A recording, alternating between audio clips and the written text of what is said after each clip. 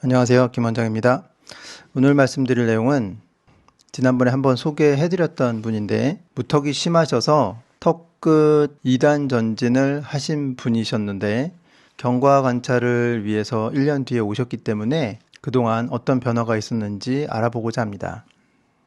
처음 오셨을 때는 무턱이 굉장히 심하셨고 턱끝에 큰 보형물이 들어간 상태였고요. 턱끝에 뼈에 침식이 이루어진 것을 보실 수가 있고 얼굴이 길고 턱끝에 전진량이 많고 턱뼈가 그렇게 두껍지 않아서 2단 전진을 하였습니다.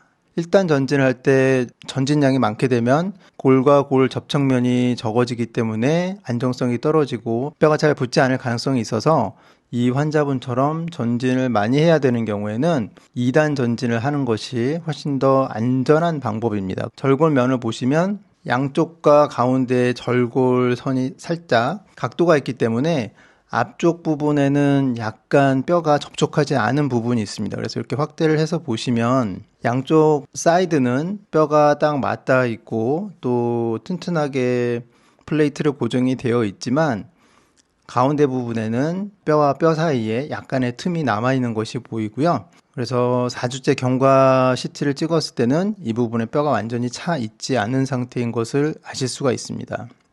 근데 1년 지나서 정면 모습을 보시면 아까 보였던 뼈하고 뼈 사이의 틈이 모두 다 메워진 것이 보이고요. 측면에서 보셔도 가운데 부분에 뼈가 비어있던 부분이 모두 신생골로 다 채워져서 절골 부위가 튼튼하게 남은 것을 알 수 있습니다. 측면 얼굴을 수술 전, 수술 직후, 그리고 1년 뒤 경과를 같이 비교를 해서 보시면 수술 전에는 보형물을 이용한 턱끝 전진을 했기 때문에 턱끝에 근육 뭉침 현상이 그대로 있지만 절골 후에는 턱끝 뼈 자체가 전진을 하기 때문에 턱 밑에 근육들이 자연스럽게 펼쳐지기 때문에 턱과 목의 경계선이 훨씬 더 자연스럽게 펼쳐지는 모양으로 바뀌어 있고요.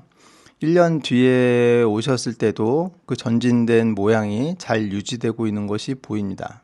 네, 그리고 뼈를 정면에서 같이 비교해 모습을 보시면 수술 전에는 보형물이 들어가 있던 함몰이 있었다면 수술 직후에는 2단 전진을 해서 가운데 부분에 뼈와 뼈 사이가 조금 비어있는 것이 보이고 있고요. 1년 뒤에 오셨을 때는 그런 비어있던 뼈 부분들이 모두 다 메꿔지고 특히 이 사이드에 약간의 단차가 있던 부분도 뼈가 리모델링이 되면서 어느 정도 매끄럽게 모양이 바뀐 것을 알 수가 있습니다.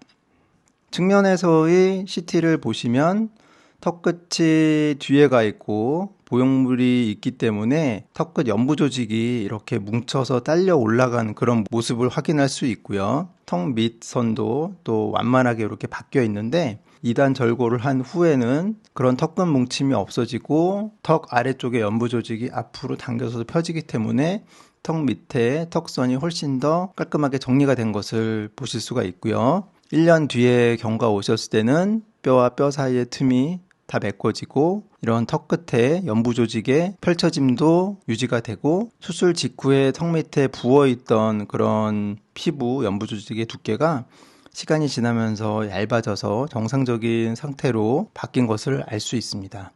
이것은 우리 턱끝 수술만 할 때뿐 아니라 돌출입 수술을 할 때도 아래 턱 끝에 연부 조직의 붓기는 다른 부위에 비해서 가장 오래 유지가 되기 때문에 저희가 항상 수술 직후에 이 부분에 찜질을 열심히 해서 붓기를 최소화하라고 말씀을 드리고 있고요.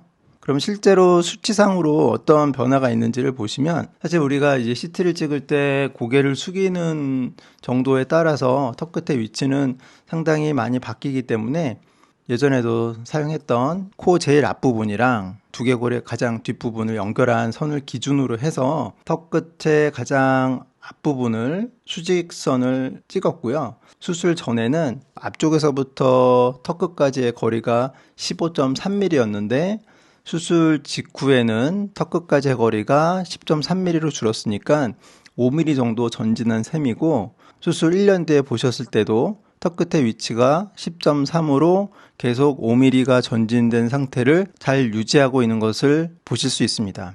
고정이 튼튼하게 되지 않으면 뼈가 이렇게 뒤로 회전을 하면서 턱 끝의 전진량이 유지가 되지 못하고 상쇄될 수가 있는데, 턱 끝을 튼튼하게 고정을 한다면 턱 끝뼈가 아물면서 턱 끝이 뒤로 이동하는 현상이 생기지 않기 때문에 전진량을 계속 잘 유지할 수 있습니다.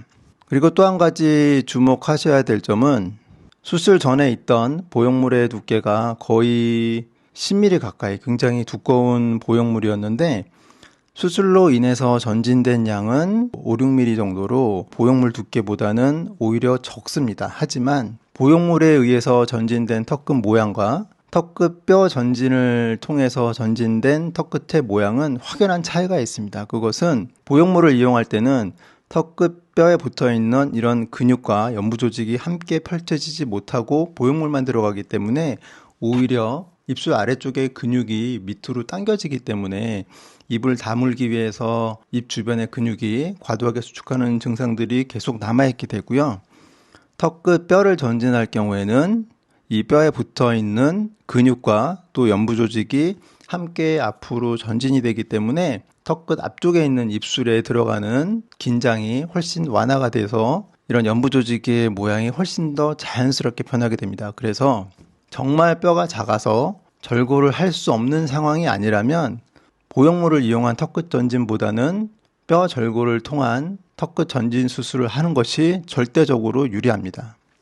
양이 중요한 게 아니라 어떤 원리로 턱끝의 모양을 변화시키는지가 훨씬 더 중요하기 때문입니다.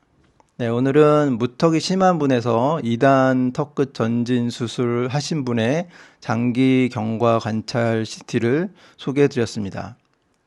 다음에도 유익한 내용으로 찾아뵙도록 하겠습니다. 감사합니다.